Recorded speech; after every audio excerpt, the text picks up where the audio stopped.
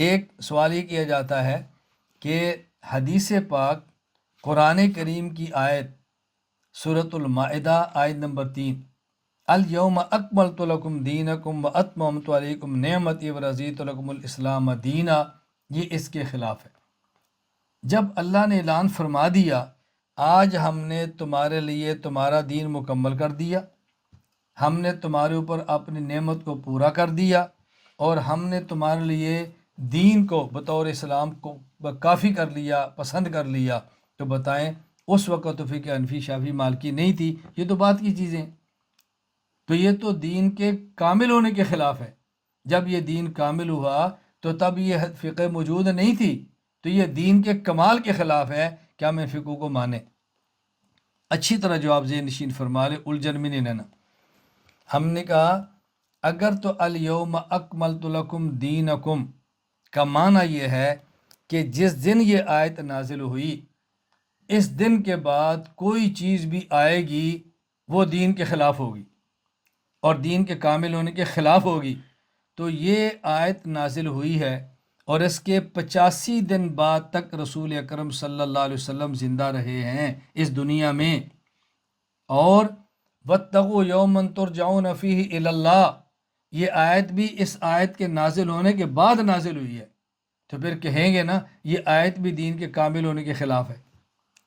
85 دن میں رسول اکرم صلی اللہ علیہ وسلم نے جو ارشادات فرمائے، جو آپ نے اعمال فرمائے، جو احادیث ہیں، تو پھر وہ بھی اس آیت کے خلاف ہوں گی نا۔ یہ آیت تو آخری ہوگی، اس کے بعد قرآن اترا تو وہ بھی پھر اس کے خلاف ہوگا، اس کے بعد حدیثیں وہ بھی اس کے خلاف ہوں گی، تو لوگ کہتے ہیں نہیں اس کا معنی یہ نہیں ہے۔ ہم نے کہا نا جس طرح اس کا معنی یہ نہیں ہے نا، اس کا معنی یہ بھی نہیں ہے جو آپ کر رہے ہیں۔ اس آیت کا مطلب یہ ہے، اللہ تعالیٰ نے بتا دیا آج ہم نے اب تمہارے لیے تمہارا دین کامل کر دیا۔ کیا مطلب؟ کچھ مسائل وہ تھے جو ہم نے قرآن کریم میں بتا دیے، کچھ مسائل وہ تھے جو پیغمبر پاک کے وجود اطہر سے بتا دیے، اور کچھ اصول وہ تھے جو ہم نے قرآن کریم میں دے دیے، اور باقی مسائل وہ تھے جو قرآن کی تہ میں رکھ دیے۔ اب اس اصولوں کی روشنی میں قرآن سے نکالنا ہے، دین کو کامل اور مکمل کر دیا گیا ہے، یہ ہے دین کے کامل ہونے کا معنی۔ اور اس قرآن کریم نے جب دین کے کامل ہونے کا اعلان فرمایا تو اس قرآن کریم میں یہ آیات موجود ہیں، میں پڑھ دیتا ہوں تاکہ 4 آیات آپ ذہن میں رکھیں، یہ کامل ہونے کے اندر شامل ہیں۔ نمبر 1 سورہ اعراف آیت نمبر 3 اتبعوا ما انزل الیکم من ربکم، جو قرآن تمہارے رب کی طرف تم پر نازل کیا گیا اس قرآن کو مانو، نمبر 1۔ نمبر 2 سورۃ النساء آیت نمبر 64 وما ارسلنا من رسول الا لیطاع باذن اللہ، رسول کی بات مانو، نمبر 3۔ سورۃ النساء آیت نمبر 115 فمن یشاقق الرسول من بعد ما تبین له الهدى ویتبع غیر سبیل المؤمنین نولہ ما تولی ونصلہ جہنم وساءت مصیرا، اجماع امت کو مانو، نمبر 4۔ سورۃ النساء آیت نمبر 83 وَإِذَا جَاءَهُمْ أَمْرٌ مِّنَ الْأَمْنِ أَوِ الْخَوْفِ أَذَاعُوا بِهِ وَلَوْ رَدُّوهُ إِلَى الرَّسُولِ وَإِلَى أُولِي الْأَمْرِ مِنْهُمْ لَعَلِمَهُ الَّذِينَ يَسْتَنبِطُونَهُ مِنْهُمْ، قیاس کو مانو۔ تو اس قرآن نے 4 اصول دیے ہیں، نمبر 1 قرآن، نمبر 2 سنت، نمبر 3 اجماع، اور نمبر 4 قیاس۔ یہ اصول ماننے ہیں، اور جو ان اصولوں سے مسائل ثابت ہوں گے وہ تم نے مسائل ماننے ہیں۔ یہ ہے الیوم اکملت لکم دینکم۔ میں اس لیے کہا کرتا ہوں طلبہ اس کو یاد کر لیں، میں یاد کرایا کرتا ہوں، میں کہتا ہوں یاد کریں، اس کو اپنے کمروں اور بیٹھکوں میں لکھ کر لگائیں۔ دین اسلام کے ہیں 4 اساس، دین اسلام کے ہیں 4 اساس، قرآن، سنت، اجماع اور قیاس، یہ لکھ کے لگائیں۔ دین اسلام کے ہیں 4 اساس، قرآن، سنت، اجماع اور قیاس، دین کامل ہو گیا۔